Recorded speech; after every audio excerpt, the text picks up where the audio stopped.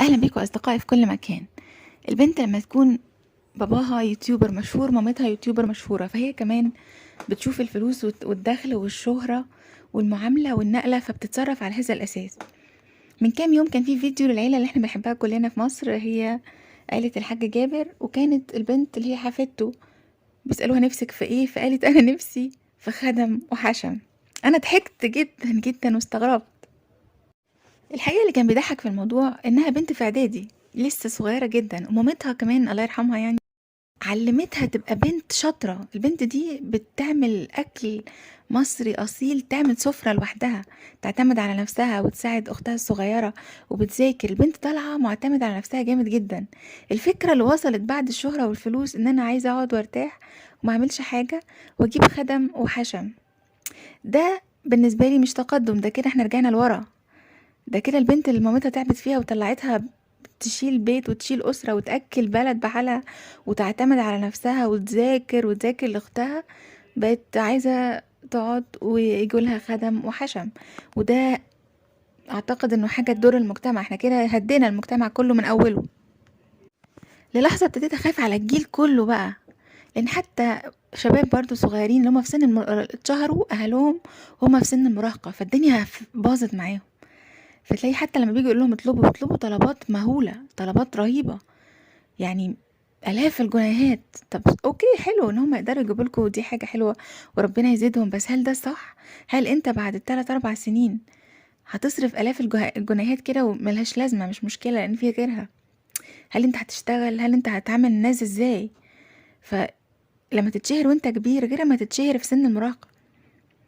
حتى الاهالي، انا فاكرة كويس جدا لما كان اغنى عيلة في مصر يعني، او من اغنى اغنياء العالم، ساويرس، بيقولوا ازاي باباهم كان بيعملهم عشان يطلعوا الفلوس دي ما تهزهمش او كده، فكانوا طالعين مية مية يعني تربية.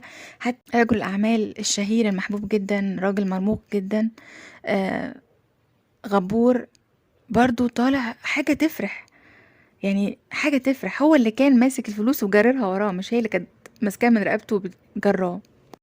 فابتديت كده ادور اشوف هل فعلا الزمن بيعيد نفسه ولا لا، فشفت قصة عجيبة جدا، كأن الزمن فعلا بيتعاد مرة تانية، بقصة محمد رمضان والعربيات اللي بيمشي بيها في الشارع والذهب اللي بيلبسه، وبيتعامل مع الناس ازاي بقلاطة، والفلوس بيرميها في البسين، يعني مش حاجة مهمة بالنسبة له.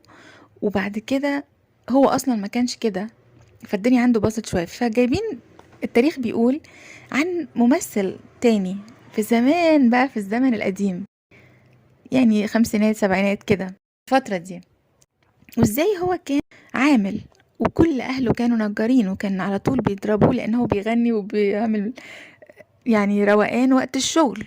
النجار ده بيسلم بمواعيد، لكن في الاخر الولد الصغير العامل ده اتشهر واتغنى وبقى يعني من اغنى الاغنياء في العالم، واتجوز جوازة يعني رهيبة جدا، بنت عم الملك ورئيسة جمعية الهلال الاحمر، السيدة عائشة فهمي.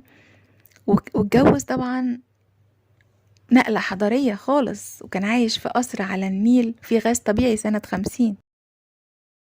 وقصر السيدة عائشة فهمي ده يعني كان فيه مرمر ورخام وسلالم وخدم وحشم بمعنى الكلمة، يعني ان هما كان لو حد جالها ضيف كانوا بيروحوا مثلا 18 واحد بيستقبلوه في المينا في اسكندرية او في المطار او كده، مش مجرد خدم وحشم. لكن الفيديو الجاي لو تابعتوني هحكي لكم قصة عجيبة جدا جدا، ان الخدم والحشم دول ما عملوش حاجة، بالعكس كانت حاجة صعبة جدا، وكانت حياتها صعبة جدا.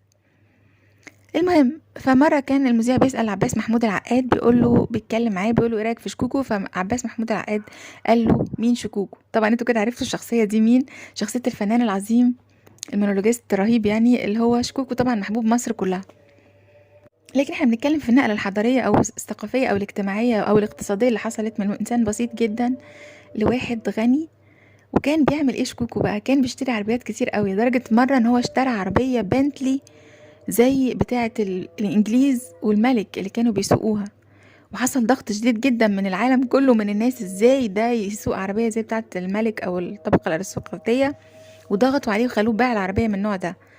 فكان هو بيعوض ده انه بيشتري عربيات كتير جدا جدا غالية جدا جدا، والكلاب بقى شيك قوي، وكان بينزل الحارة او ينزل الحتة بتاعته لانه عايز يتقالط، عايز يعيش. طب ليه الناس زعلانة من محمد رمضان لما كان بينزل بالعربيات في الشارع؟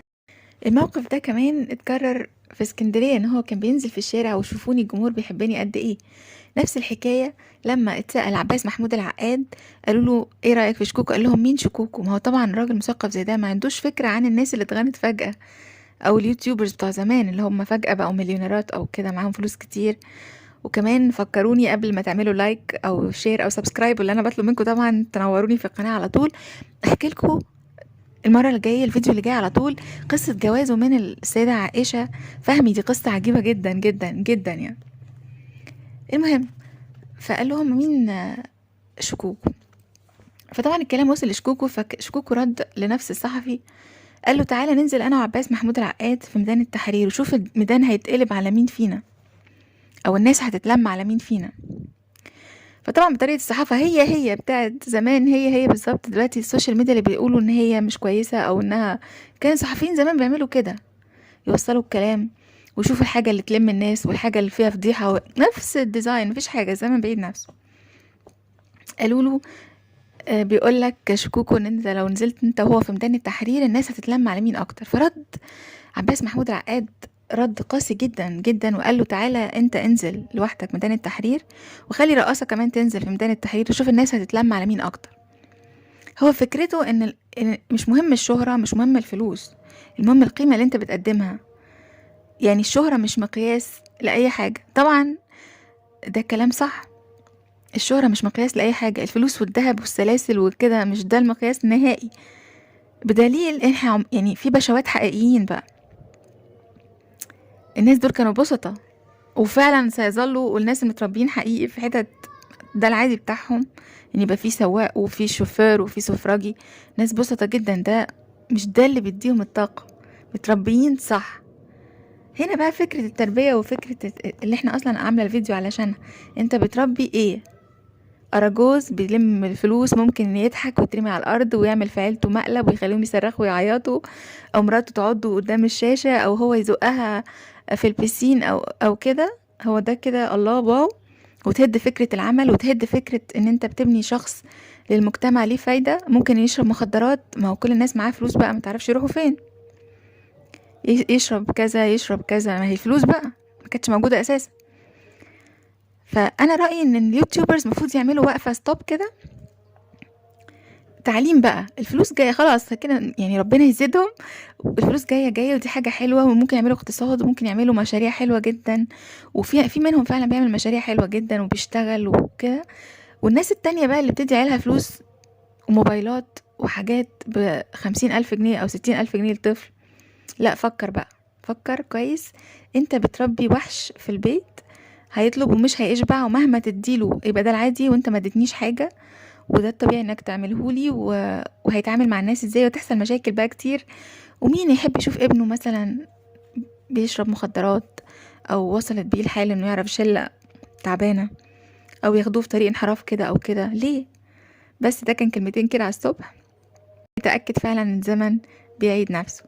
نورتوني جدا شوية دول، واتمنى اشوفكم بقى في الفيديو الجاي في قصص روعة جدا وكلها قصة مصرية. سلام.